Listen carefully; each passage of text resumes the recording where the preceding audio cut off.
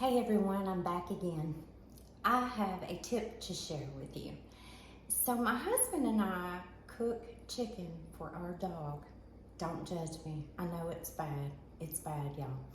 My dog has to have her little bit of chicken every night around 5 or 6 o'clock, or she gets really upset. And y'all, don't judge me, but my dog eats chicken. Now, I feed her dog food. I do. She eats on her dog food all day long.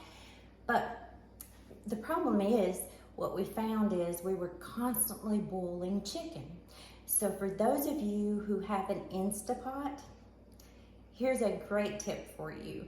And this is not only for your animal, this is for us too, this tip. So when you get home from the grocery store and you have a pack of chicken, just buy a large pack of chicken. As soon as you get home from the grocery store, this is what I've been doing. I just put it in my Instapot with 1 cup of water. This whole pack of chicken, I set my Instapot for about 45 minutes, depending on how much chicken I have.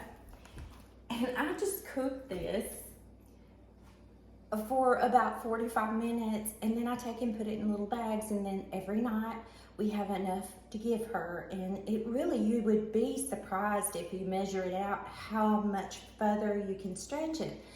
But this week I am doing the chicken for my husband and I decided I'm gonna go ahead and put some in the Instapot for my husband and I, so that when I do recipes that calls for pre-cooked chicken, that we will have it in the freezer.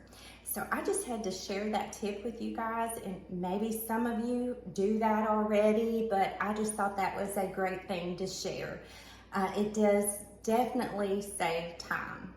All right, I'll see y'all later. Who knows, I might pop in again.